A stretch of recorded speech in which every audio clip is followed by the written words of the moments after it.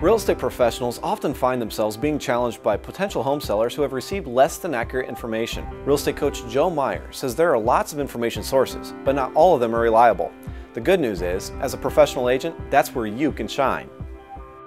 You know, there's so much information out there today on the internet, on the news, from friends, neighbors, or whatever, and that's often not the best information or the most accurate information. If you are trying to get information about an ailment that you have, you'll probably ask your neighbor, your friend, your relatives, or whatever, when in fact you should just go to your doctor. Okay? Everyone's going to have little bits of information, so homeowners also get erroneous information about realtors and the real estate process. Okay? Don't let them know that they're wrong, but in a very gentle way, you want to say, well, geez, let me see if I can clarify that for you. This way you're not insulting them if it was their mother or their best friend who told them, you know, this is what you should do. Understand too that they invited you into their home, and even though they might be a little argumentative or resistant, they truly want to buy your services. They just need to be persuaded first in order to be confident in that decision. Selling homes is not the easiest thing to do.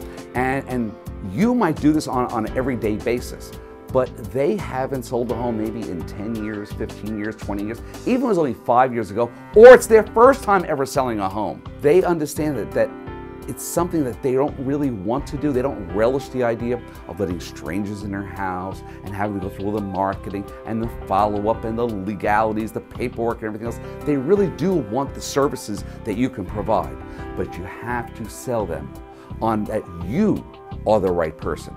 This is the right decision, and now is the right time. If you do that, you're not going to have as many problems.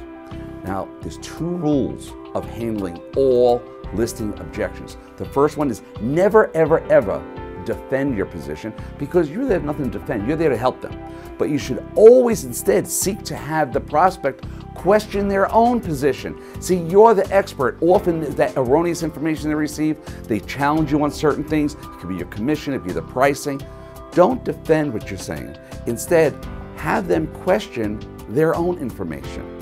See, once they understand that what they did may be wrong, it's a lot easier to accept what you're trying to help them with. And 2, at all times, I mean all times, throughout the presentation, speak with both confidence and a passion. Nobody wants to do business with somebody who's going to be robotic.